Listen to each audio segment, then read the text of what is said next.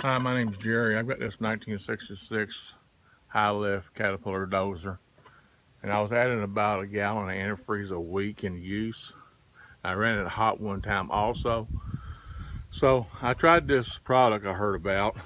It's called Bear's True Blue Head Gasket Sealer, and I put it in, and I've not added not one drop of antifreeze since then. It's been about a month, maybe a month and a half.